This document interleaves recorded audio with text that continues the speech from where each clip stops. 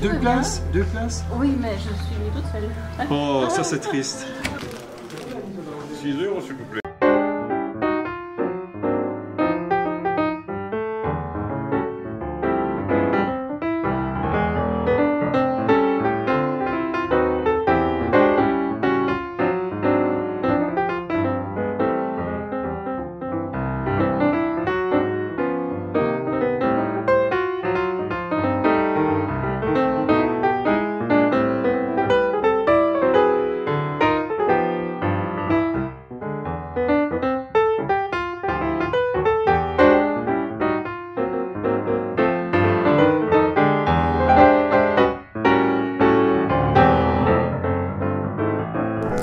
Bonsoir Jean-Pierre Dardenne, Bonsoir. merci de venir dans notre ville de Waremme pour présenter Tori et Lokita.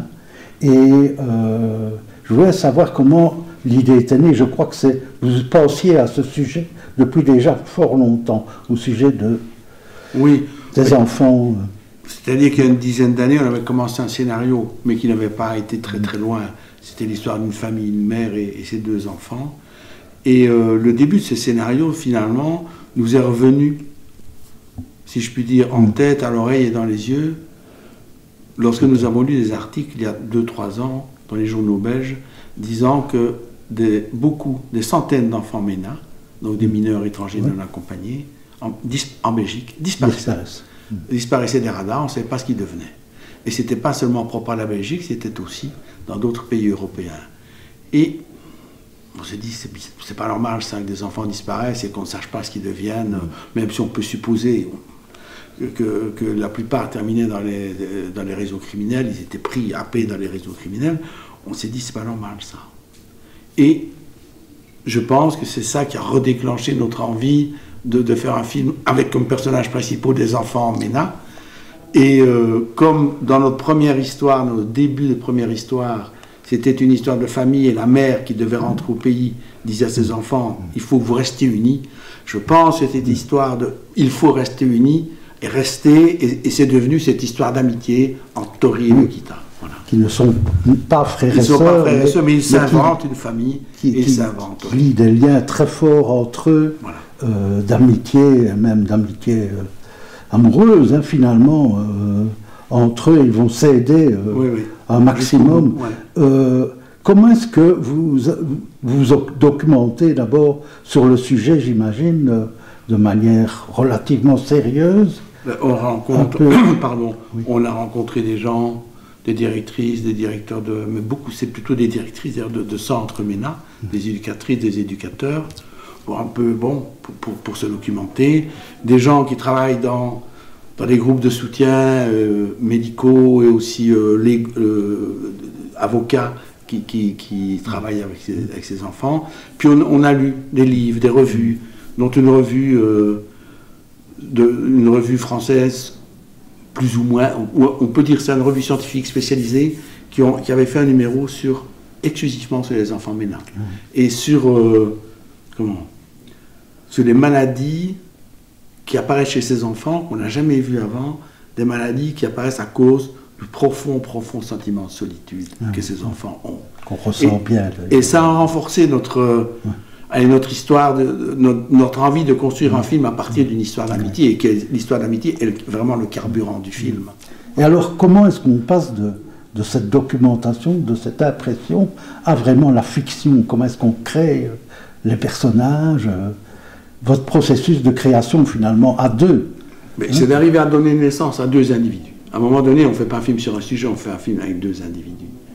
Et de se dire que le moteur qui va construire notre histoire, c'est l'amitié entre ces 2 jeunes, et on décide que cette amitié ne sera pas une amitié qui sera à un moment donné trahie et puis réconciliation. On a dit que c'est une amitié qui va jusqu'au bout. Donc, et qu'ils ne peuvent pas vivre littéralement l'un sans l'autre. Donc l'histoire, on va essayer de construire notre histoire en racontant comment cette amitié vient à bout de certains obstacles, et ils ont un objectif, c'est que Lokita ait ses papiers. Le gamin, on s'est dit, le gamin il les a déjà. Concentrons-nous sur Lokita doit avoir ses papiers, et pour ça, leur amitié se met en route pour essayer de voir comment elle peut obtenir ses papiers.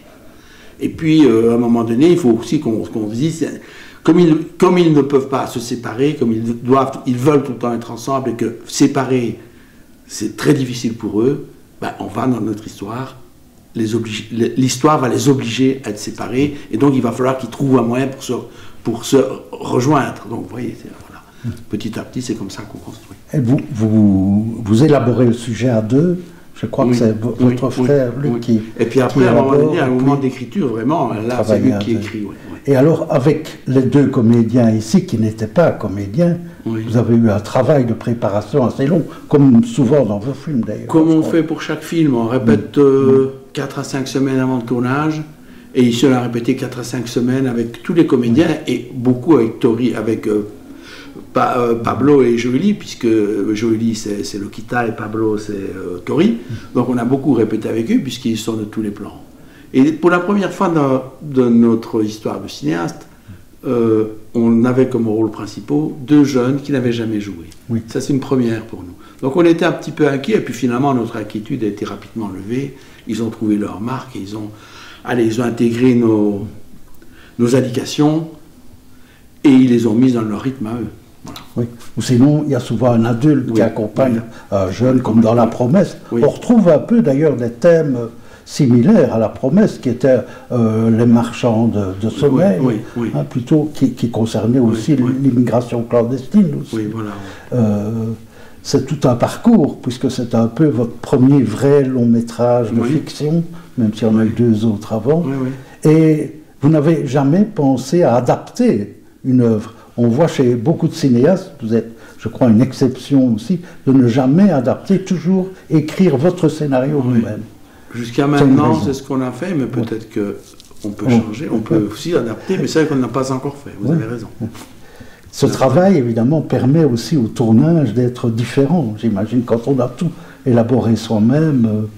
Non, on n'est pas dans la position, je ne suis pas dans la position, et mon frère non plus, d'être des cinéastes qui avons adapté un roman, mais je pense que les cinéastes qui adaptent un roman, à un moment donné, le roman disparaît, si je puis dire, au profit du scénario, et ça devient la même chose, on se l'accapare, sinon ça ne devient jamais un film. Alors évidemment, on doit parler aussi de votre histoire d'amour avec le Festival de Cannes, qui a commencé avec La Promesse, je crois, qui était présentée en certains regards. À la quinzaine. À la quinzaine des réalisateurs. Et évidemment, avec tous les succès que vous avez, une dizaine de prix. Rosetta, évidemment, L'Enfant, 2 Palmes d'Or. Et puis ce prix du 75e anniversaire. Comment avez-vous reçu ça? Vous étiez un peu blasé, peut-être, pas vraiment. Non, mais... blasé, non, parce que je pense que... Allez, on est... Non, on n'est pas blasé, mais ce qu'on était, c'est qu'on pensait que, effectivement, comme vous avez dit, nos films, depuis La Promesse, enfin depuis Rosetta, ont chaque fois été sélectionnés en compétition officielle, et puis bon nombre d'entre eux ont reçu des prix, et je dois dire qu'effectivement, on ne s'attendait pas à ce que notre film ait un prix, donc c'est avec beaucoup de joie et de plaisir qu'on a reçu ce prix pour le film. On était contents. Certains disent que d'ailleurs c'est un prix qui a été un peu fait pour vous, enfin le prix du 75e. Non, je ne vais pas rentrer dans ce genre de débat, mais ceux qui disent ça devraient se renseigner attentivement, parce que c'est un prix qui ne peut être donné que les X années, tous les 5 ou tous les 10 ans, enfin, ou 25. Enfin, il y a quelque chose, il y a une règle quand même précise. Et certains l'ont reçu, je pense, pour leur œuvre, c'est une espèce de prix de consécration. Et nous, on l'a reçu pour le film Tori et Lokita, on ne l'a pas reçu pour notre travail, on l'a reçu pour Tori et Lokita. Et d'autres cinéastes ont déjà reçu ce prix. Mais je pense que c'est pour leur œuvre. Là, je ne connais plus l'histoire exacte, mais on s'est un peu renseigné avec Luc, et à ce moment-là, on connaissait l'histoire exacte. J'imagine qu'alors, ça crée une émulation en France, et que votre film est bien diffusé en France. Ça aide, en tout cas. Ça aide, hein, voilà. J'ai remarqué que dans les films que vous avez réalisés ensemble, dans la panoplie de films belges qui ont été réalisés, et dans les succès en Europe, tous figurent dans les plus de 200 000 spectateurs, Oui, mais celui-ci n'y sera pas, malheureusement. Non. Non. Ah ouais. Et surtout, ah oui, vous pensez qu'il n'y sera pas? Non, je ne pense pas. Ah oui. Bah, c'est comme ça. Oui, pourtant, il y en a 3 qui ont fait plus d'un million de spectateurs. Aussi, mais non, avec je pense temps, que le film est peut-être... Je ne sais pas pourquoi, voilà, c'est ainsi. Ah oui. Et dans votre démarche, vous pensez que vous jouez un rôle de tête de proue du cinéma belge. Vous faites des émules, peut-être. C'est une fierté aussi. Oui, non. J'espère que les choses changent. J'espère que non.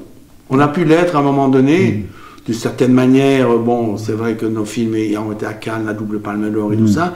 Mais je pense qu'il y a maintenant toute une série de jeunes cinéastes néerlandophones et francophones qui vivent de leur propre, qui battent de leurs ailes aisément à côté de nous sans aucun souci et sans être dans la même filière de films que nous et ça c'est bien. Le cinéma belge commence vraiment à exister dans sa diversité et ça c'est bien.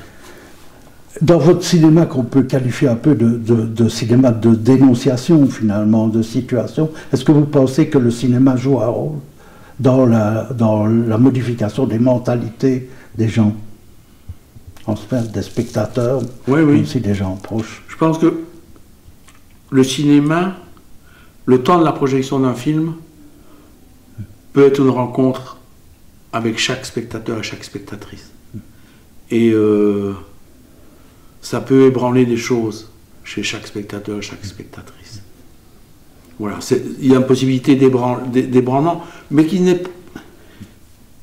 Parce que, bon, voilà, vous allez rencontrer, ici en l'occurrence Tori et Lokita, 2 individus, Tori et Lokita. Et peut-être que cette rencontre va faire vibrer les choses chez vous, chez chaque spectateur, chaque spectatrice. Voilà, c'est un peu l'espoir que nous avons, enfin que chaque cinéaste a quand il fait un film, je pense.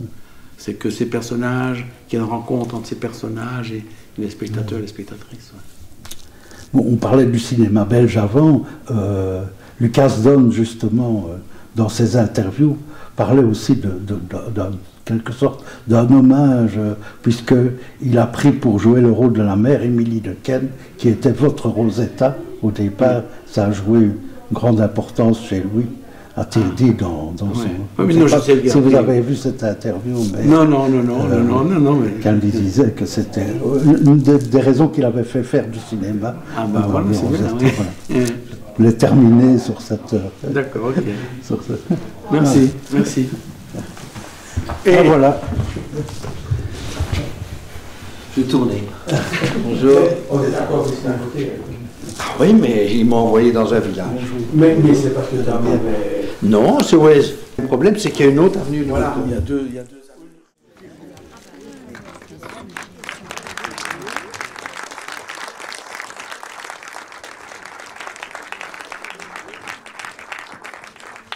Et donc ça, c'est notamment une façon de lutter évidemment contre les discriminations. Donc voilà, c'était simplement pour mettre un peu en lumière ce dispositif. Bon film et à bientôt. On cherche des familles, on les prépare à l'accueil et puis on les suit jusqu'au bout du projet. Voilà, donc il faut savoir que quand un mineur étranger non accompagné arrive ici sur le territoire belge... Voilà. Je voulais, en quelques mots, parce qu'il était là tard, vous parler un peu des Frères Dardenne, parce que ça fait longtemps que je suis leur parcours, et je les ai rencontrés, enfin, en tout cas suivis, dans les années 70. À cette époque, le ministère de la Culture, comme il s'appelait à l'époque, leur avait attribué, en tout cas pour leur collectif Dérive, un subside qui leur permettait de faire ce qu'on appelait à l'époque de la vidéo légère. En fait, la vidéo légère, c'était une caméra noir et blanc et puis un gros appareil qui pesait environ 10 kilos. Ce parcours documentaire qui depuis a été suivi par plutôt un parcours de film de fiction, tous quasiment scénarisés pour eux, avec un travail collectif, a connu un succès que vous connaissez également. C'est 2 Palmes d'Or, c'est le prix du 75e anniversaire à Cannes cette année, des prix d'interprétation. Donc c'est un cinéma reconnu internationalement et principalement en Europe. Mais je me souviens qu'on avait consacré aussi une rétrospective de leurs films à New York. On a déjà beaucoup parlé et bien parlé.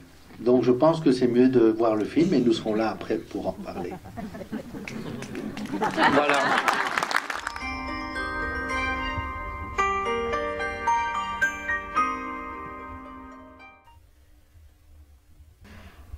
Comment savais-tu qu'il s'appelait Tori? C'est l'orphelinat qui lui a donné ce prénom. Toi, tu pouvais pas le savoir. Ça va?